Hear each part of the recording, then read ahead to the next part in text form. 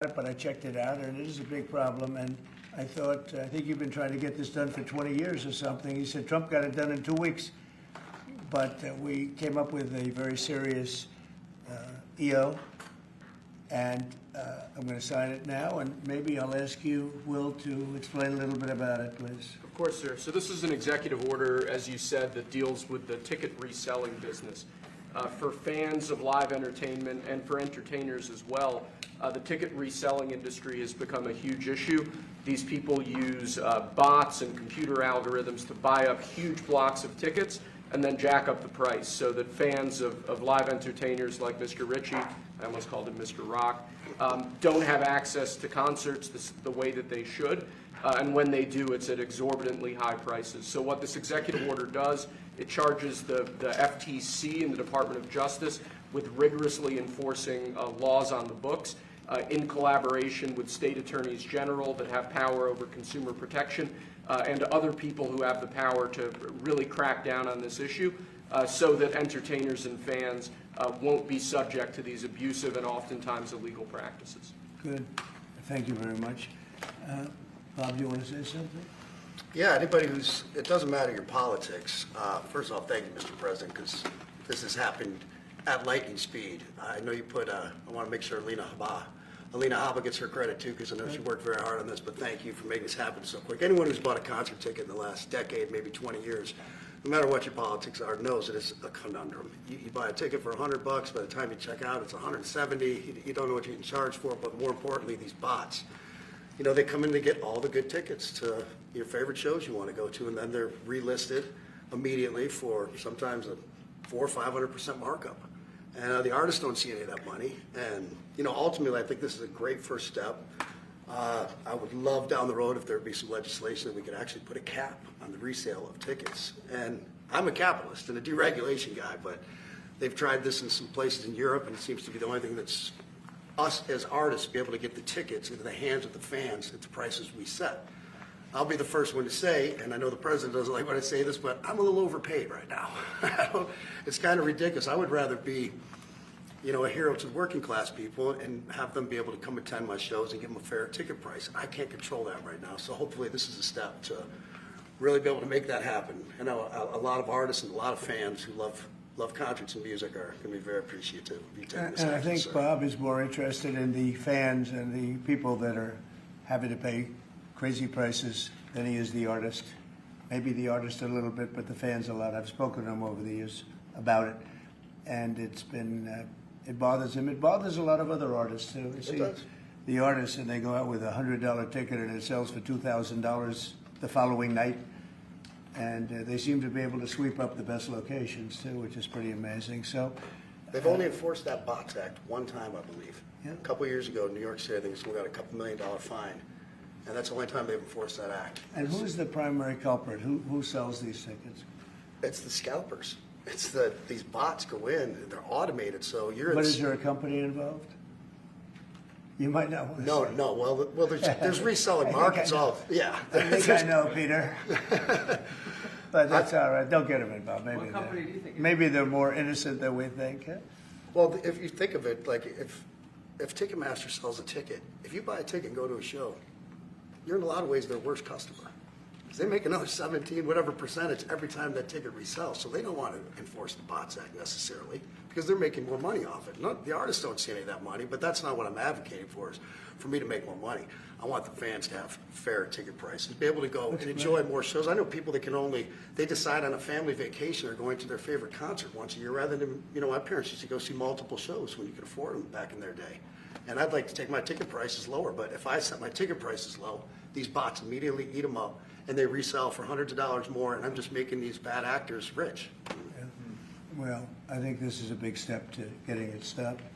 Do you have something, Brian? Yeah, I do actually. I actually feel that the consumer is going to take the money that they've saved and actually buy merch, which you guys have a big percentage of, or do concessions, which you guys split with the venue on that as well. So I think their money We don't goes share in first. concessions a lot. But No? those are, we try to, but they don't want to share it in the beer prices and parking or any of that stuff. But the bottom line is there's money for everyone to be made. there's plenty of money to go around. No one's going to really lose here. Ticketmaster, if we can get a cap, they're going to lose some money. But I've already talked to the CEO, Michael, and he's given me his word. He's on board for it. I was talking to Jacoby with Papa Roach earlier, and by the way, he's a big fan of what you're doing, President Trump, digging into this whole scalping and the bots. A lot of musicians, you can say that, they're with Kid Rock, sir, on I this, think so. without a doubt. A lot of people are. President Trump, Peter? would you ever wear a jacket like that? I don't know. I was thinking about doing it for tomorrow.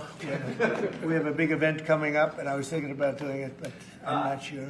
So you recently bought a Tesla for White House staff I did. to use, but now there's all these domestic terrorists targeting Teslas. Are the staff scared to drive it?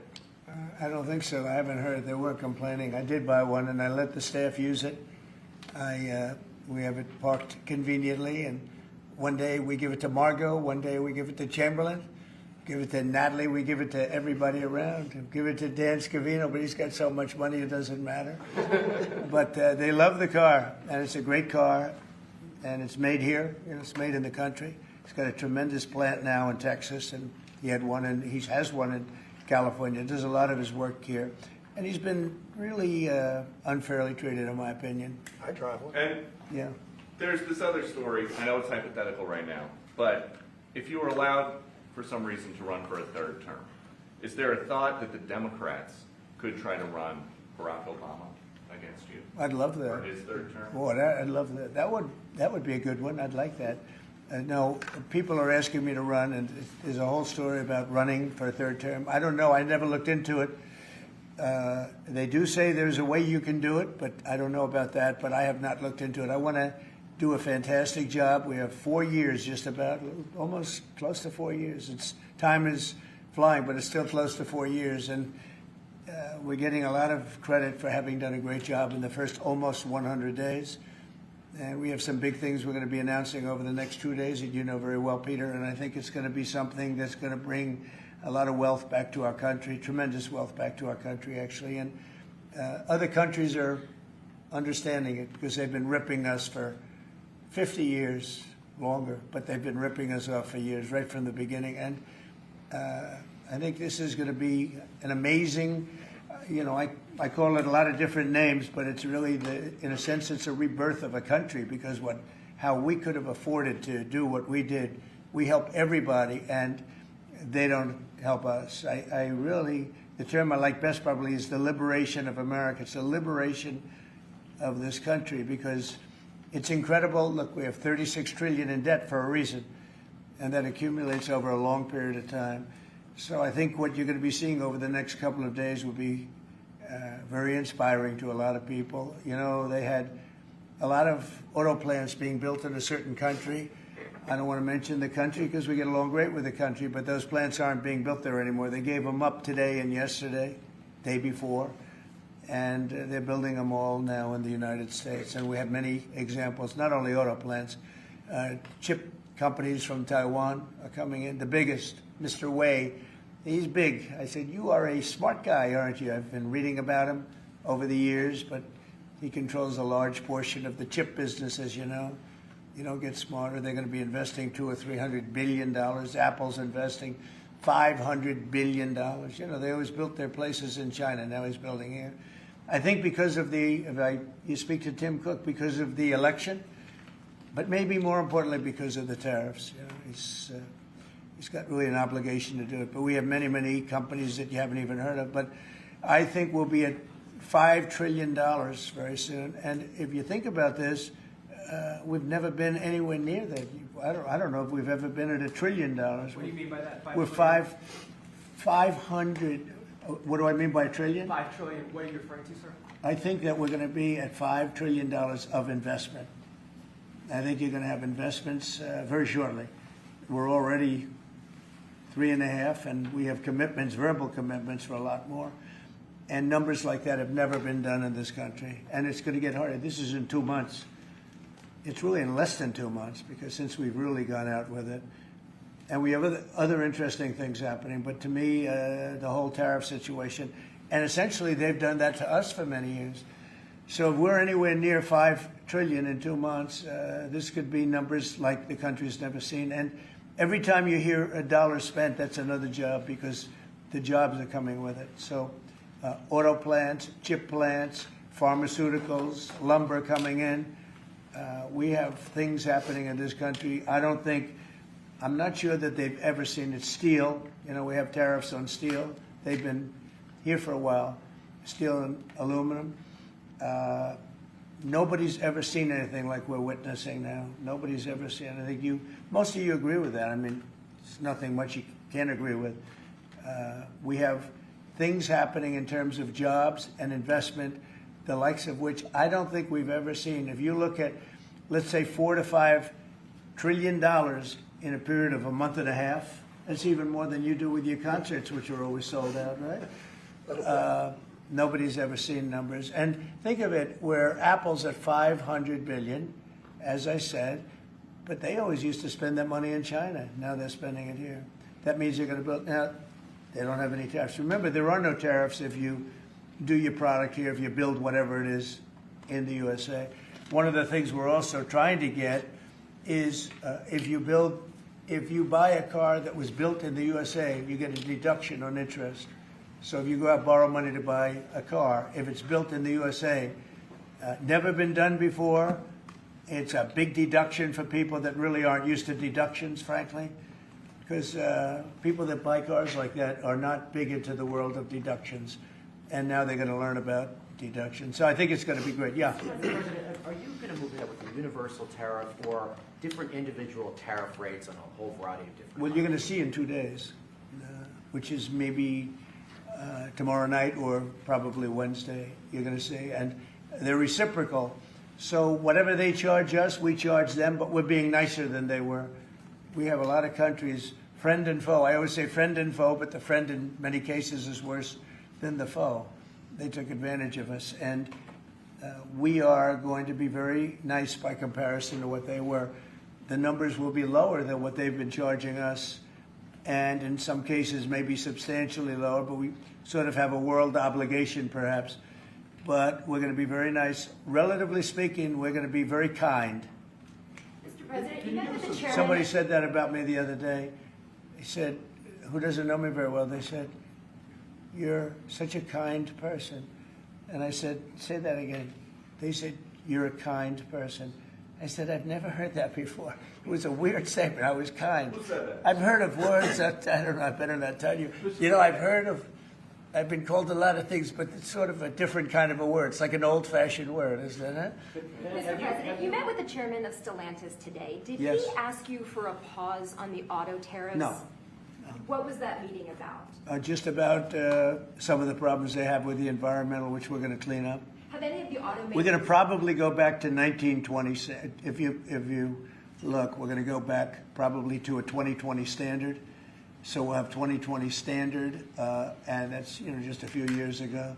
Oh, they're making it so difficult all over the world. They're making it. It doesn't mean a damn bit of difference even for the environment. It doesn't matter. They make it impossible for people to build cars. So we're going to be doing much different. 2020 is a strong standard. But they've taken it to a level now that makes it very difficult to build a car. So we're going to be bringing it back to a standard that is a very good environmental standard, but it makes it possible to build a car. Have you heard any concerns from the automakers, though, about the tariffs on parts that will go into effect over the coming weeks, about they what all that's going know. to mean for the price of... Well, I gave them a big break parts? for a month. I didn't charge them anything, for a big month, for that first month, and they brought a lot of material into this country because they could bring it in without tariff. If you look at Canada and Mexico, they were driving hundreds of thousands of cars into the market because they avoid the tariffs by doing it before the tariffs go on, which would be Wednesday. And I saw some of your shows where cars are lined up for miles and miles. Some of them didn't have fenders on them. Some of them didn't have the roof on yet. They're driving it here brand new. They're driving it in because they want to avoid the tariffs. I let them have that. They sort of took advantage of it because, that wasn't part of the deal, but that's okay. Are there any They're countries- great American car companies, and so I gave them a little break on that. Yeah. Are there any countries that you're not targeting on Wednesday? Well, it depends. I said it's reciprocal. Not everybody has made a fortune, but almost everybody has, but not everybody. And the ones that haven't, we're going to be very nice to them. And on a separate issue, Because that word reciprocal is very important. What they do to us, we do to them. Okay, can please. I just ask you briefly on President Putin? You said over the weekend, or indicated over the weekend, some frustration with him. How serious are you about imposing oil sanctions on No, I Russian want to oil? see him make a deal so that we stop Russian soldiers and Ukrainian soldiers and other people from being killed. But mostly it's Russian and Ukrainian soldiers. They're losing at least 2,500 human beings, beautiful human beings, a week. And I wanted to stop. And some people would say, why do you worry about Russian soldiers or Ukrainian soldiers? I worry because it's like they're just like you people. They're like us. They're like all of us. And I seem to have an ability to do those things. And if I can do that,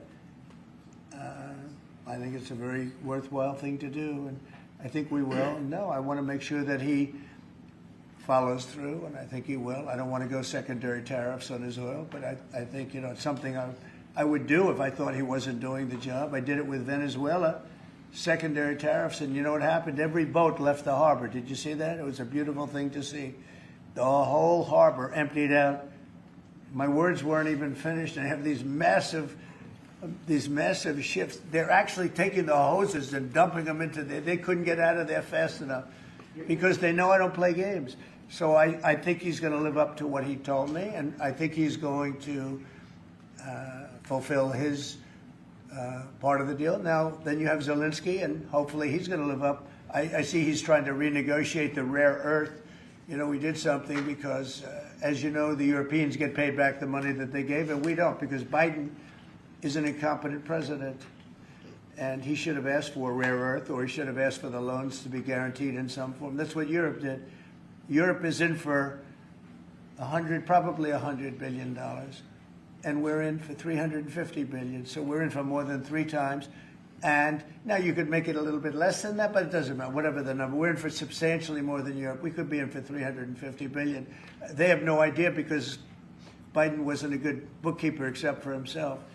And what happens is we made a deal for rare earth. It was all done. And I heard through you, I haven't spoken to them yet, but through you, I heard that they're now saying, well, I'll only do that deal if we get into NATO or something to that effect. Well, that was never, number one, discussed. Number two, I think it's going to be long before Putin, they said you're not going into NATO. And it could be, that's probably the reason the war started, actually. We're hours away from a very special election. Wisconsin, Florida. I want to share your thoughts on Republican voters to not sleep on this. These are 2 very important races you got. Well, it's a big race, Supreme Court race in Wisconsin. It's taking place essentially as it was early voting, and so we'll see what happens. It's a big race. I love Wisconsin. We won Wisconsin. Republicans typically don't do very well in Wisconsin, but I did. I actually won it twice. I actually probably won it 3 times, to be exact. We played their side. Not probably. I won it 3 times. And we had a rigged election the second time, but that's, one of those things. We had to make this one too big to rig. Would you agree with that, Brian? Yes, too big to rig? Yes, sir. So anyway, but there's a big race, and I hope you get out and vote for the Republican. The woman is a radical left lunatic. And let's see who wins. But the woman will be very bad. And Wisconsin's a big state politically, and the Supreme Court has a lot to do with elections in Wisconsin. So if whoever it is that's running, including, even Senate races, et cetera, but whoever it is in 4 years that runs, having Wisconsin is a very big, we won it early and big, but winning Wisconsin's a big deal. So therefore, the Supreme Court choice, that is the one you're talking about right now. It's a big race. It's going to be announced fairly shortly. President Trump, on TikTok, big week of deadlines. You got Liberation Day and the TikTok deadline is this we week. do, which I can extend if I want, but we have a lot of enthusiasm for TikTok, for buying it. I think TikTok is good. I used it I was a great TikTok guy, and we won by 36 points, the youth. We won the youth, which Republicans don't do. Maybe it's because Kid Rock likes Trump. I don't know, but we won the youth by 36 points, and I attribute some of that to TikTok. Is the TikTok deal, the negotiations now, tied to a bigger tariff deal with China? No, but it could be. I mean, I've used tariffs for lots of different reasons, but I could see, 1 point in tariffs with China, a big country, would be probably worth more than all of TikTok, as valuable as TikTok is. It's big stuff. So there's a great example. That's a great question, actually. I'm a very flexible person. I could use that for that. Like, maybe I'll take a couple of points off if I get approvals for something. I haven't done it. Maybe I'll do it, maybe I won't. But it's a very good question. Peter, you're very good. Thank you. You'll love this one. Go ahead. It's not front page news, but I am just curious. What is your thought about Tiger Woods now becoming part of the broader Trump family? Well, I love Tiger, and I love Vanessa, and they had a great relationship. I happen to think the relationship with my son, I happen to think the relationship was hurt very badly by the witch hunt that went on, Russia, and all the crap that they put Don through, who knew nothing about it. But Vanessa and Don had a very good relationship. They have incredible children, 5 incredible children, all good athletes, all great students. They're like great. And they broke up, quite a while ago, and which was to me very sad because I think they're both great. Don and Vanessa, and Tiger actually called me a few months ago, and you have a very special, very good relationship with Tiger. I played golf with him a couple of times over the last month, and he's a fantastic guy and a fantastic athlete. And he told me about it, and I said, Tiger, that's good. That's good. I'm very happy for both. I just let them both be happy. Let them both be happy. They're both great. To follow up on China, China, South Korea, and Japan say they're going to work together in cooperation to respond to the tariffs that you're going to put into effect this week. Are you concerned that this move of the tariffs this week could push some of the United States' closest allies to work with China? No, I'm not worried about it. I'm not worried about it. Yeah. Mr. President, can I ask I about think something? they have a chance of doing better, actually, with the tariffs. It could actually help them in a certain way. And I think a lot of them will drop their tariffs because, they've been unfairly tariffing the United States for years. And if you look at the European Union on cars, the European Union already dropped their tariff down to 2.5%. It was announced a couple of days ago, which is what which is a very small tariff. The United States charged very little. And I think I heard that India just a little while ago is going to be dropping its tariffs very substantially. And I said, why didn't somebody do this a long time ago? A lot of countries are going to be dropping their tariffs. About something that happened in France today, Mr. President. Marine Le Pen, the far-right leader, got convicted in court and is now banned from running for office for 5 years. Do you have a comment on that? That's a big deal. That's a very big deal. I know all about it, and a lot of people thought she wasn't going to be convicted of anything, and I don't know if it means conviction, but she was banned for running for 5 years, and she's the leading candidate. That sounds like this country. That sounds very much like this country. Okay, anybody else? You've been presented with a bunch of proposals for tariffs by your advisors. They've been talking about that idea publicly. And who? That your advisors have presented ideas They to you do. about tariffs and what to do in the next few days. Have you settled Well, on you're any- going to see, I've settled, actually a long time ago. But we talk about it. We talk about it a lot. We want to do what's right for the country and even the world. It affects the world, not just this country. This has been the piggy bank for the entire world. So it really does affect the world, and that's important to me also. Yeah. Yes, Mr. President, in the past you have said that you want the quick return of Austin Tice, a Marine Corps veteran and a journalist who went missing in Syria over 12 years ago. Yeah. Have efforts been made to locate Austin Tice been extended beyond Syria, including potential leads in Iran? And do you have plans to get in touch with Ms. Deborah Tice, the mother of Ms. Austin Tice, and also at the same time, organizations like Hostage Aid Worldwide have been on the ground in Syria, searching for Austin Tice for many years. Can I get your comment on the potential future plans to locate Austin Tice and to bring him home finally? So we've been looking, as you know, for Austin for years. I don't know about Biden. I don't think Biden was looking for anything, but we were, and there's been virtually no sign. You know that. There's been no sign of Austin. an incredible young guy. Be less young now. I mean, it's been a long time. It's been many, many years. The mother is fantastic. She's a very committed mother that her whole life is to find her son, who was in Syria and just disappeared off the face of the earth. So, you know, a lot of bad things happen. But we're always, you know, we will never, until we find out something definitive, one way or the other, we'll never stop looking for him. But we have been, and the response, it's just a lot of dead ends. He's been gone for a long time. The problem is there's never been a sighting. You know, sometimes you'll have somebody, you're looking for him, and there's a sighting. There's never been a sighting of Austin, but we are out there, and we have great respect for his family and for his mother. She's been unbelievable. Yeah, please. Mr. President, a question about... No, behind you. No, apologies. Yes, you've had outreach with the leaders of Russia and China. You've made an outreach to Iran. When are you going to plan to reach out to North Korea and Kim Jong-un? Anytime in the near future? Well, I do. I have a very good relationship with Kim Jong-un. Now, you people hate to hear that, but it's very important. I got along with him fantastically, as you know. It started off very rough, very nasty. Little rocket man, the whole thing was a nasty deal. And then one day we got a call that they'd like to meet. We met. We have a great relationship. And, yeah, we have, there is communication, yeah. I think it's very important. You know, he's a big nuclear nation, and he's a very smart guy. I got to know him very well. You remember I put my foot across the line, and then I walked across the line. I don't know if Secret Service was thrilled with that. They actually wasn't. They were not too thrilled. But I have a very good relationship with him. Yeah, we'll probably do something at some point. Yeah, please, Jeff. Who's on your short list, Mr. President, to replace Elise Stefanik as U.S. Ambassador to the UN? So we have a lot of good people that want it. First of all, Elise is fantastic, and I just don't want to take chances where you guys saying, how's the election going? We have a congressional election that's a little bit close. I guess the one is in good shape, but the other one's a little bit close.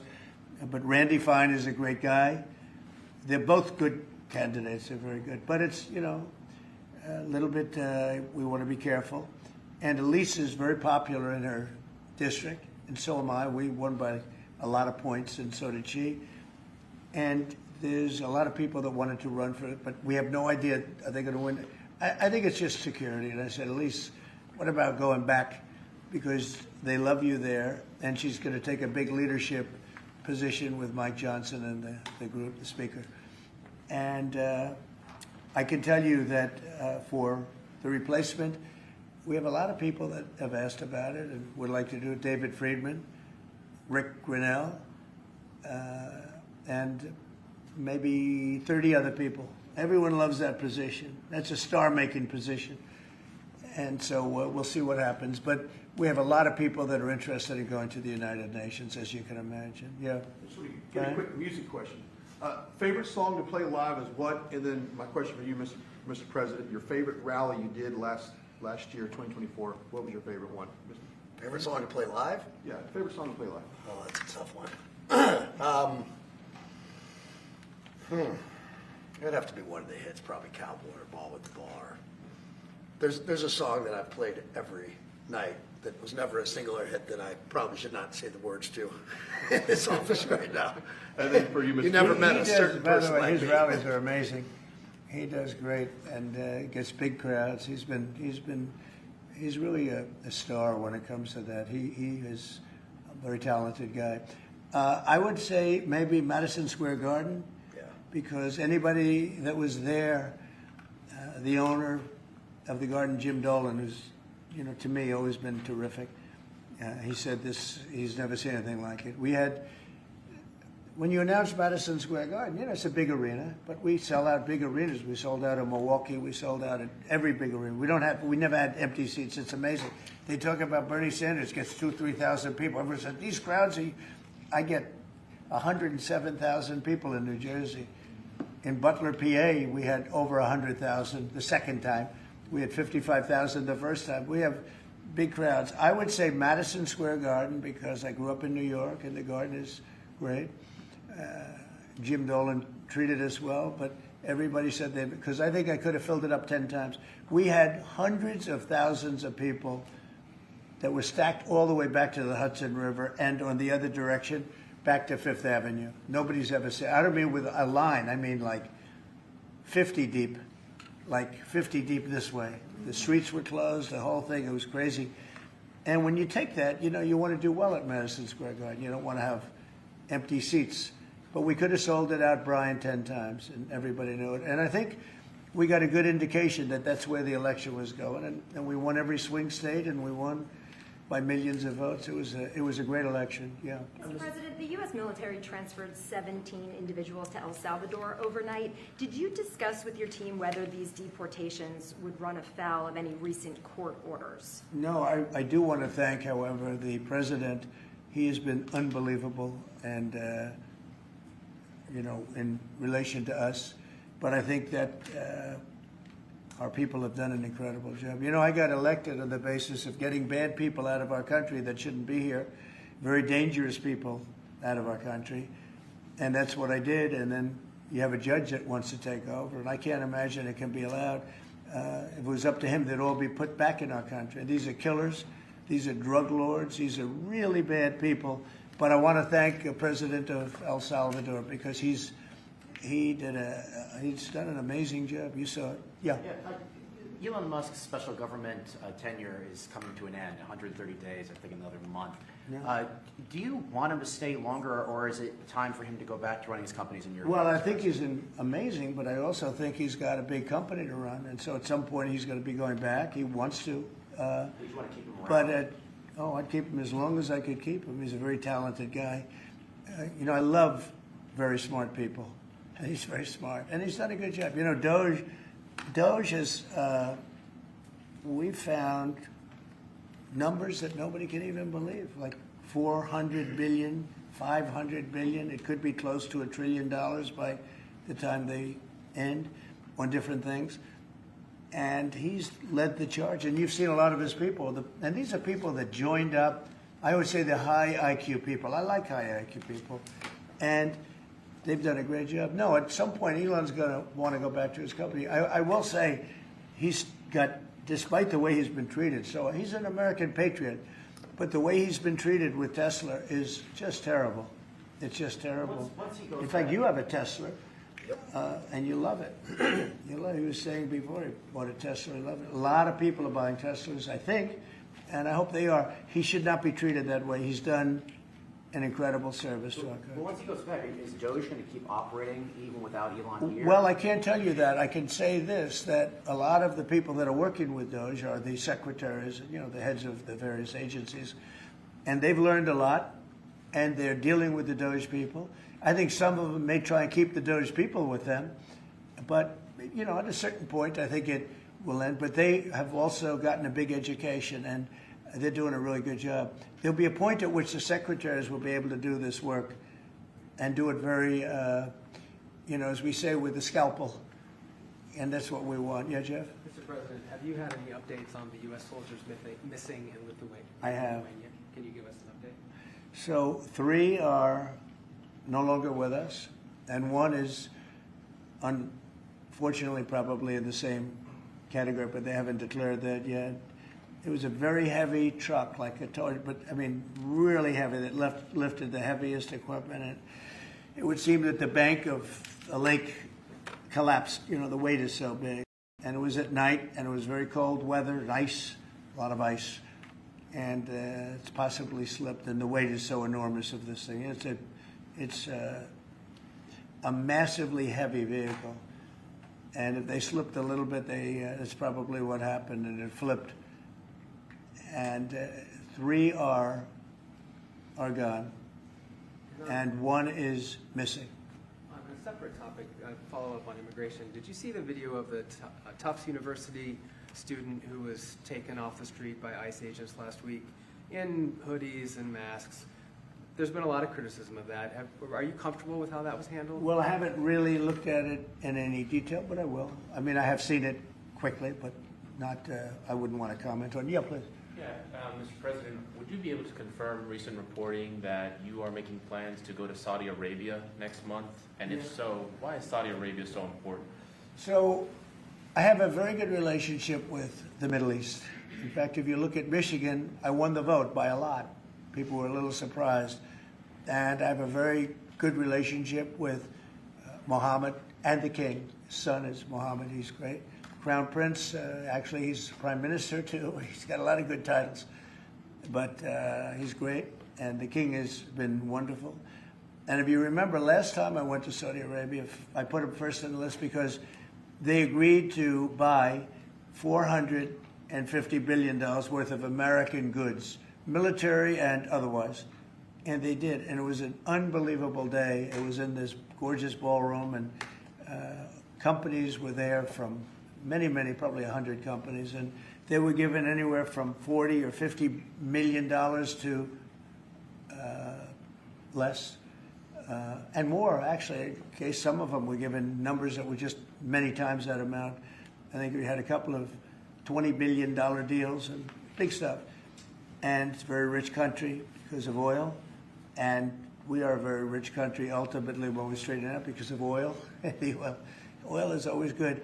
And I agreed to do it again, and they've agreed to spend close to $1 trillion of money in our American companies, which to me means jobs. So they're going to spend hundreds of billions of dollars giving them to American companies that are going to be making equipment for Saudi Arabia and other places in the Middle East.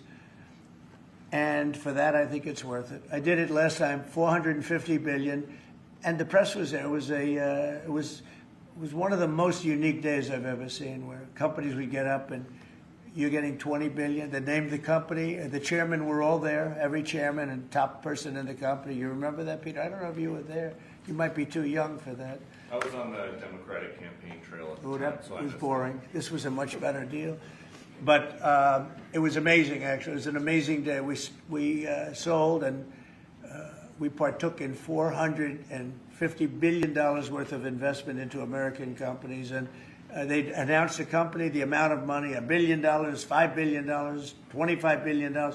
And the chairman of the company, many of whom, you know, well-known figures, prestigious figures, great business leaders, they went up, they shook the hand of somebody, and they would sit down, and we just had a big investment made. So it was a record. Nobody ever beat it before. $450 billion worth of jobs. I view it as jobs more than anything else. And now we're close to $1 trillion, so it's more than double the number that we did when I first came to office. And this trip takes place next month. It could be next month, maybe a little bit later, yeah. And we're going to Qatar also. And also we're going to possibly a couple of other countries. UAE is very important. It's a great leader in UAE. And I had his brother here the other night, if you saw that. We had a wonderful guy, a wonderful family. So we'll probably stop at UAE and Qatar, and as I used to call it, Qatar. Nobody's ever told me right or wrong. I always like to say Qatar, but it's Qatar. They like to say Qatar. And Saudi Arabia, the three of them, and then we'll go other places also. But in the Middle East, those seem to be the three. And again, tremendous amounts of jobs will be created in those 2 or 3 days. Thank you very much, everybody. Thank you, Press. Thank you, Press. Headed out that door right there. Thanks, guys. Thanks, guys. Thanks, guys. Wait. Well, that was good. Okay, ready, everybody? Now, you better do well with this. He's going to do it. Make sure everything is nice and clean, right, for your Make industry. America fun Because again. you're not in a clean industry. Hold that up. Okay? Thank you, everybody. Thank you, Press. Thank you, Press. Headed out this way. Thanks, everybody. Thank you. Did Biden do news conferences?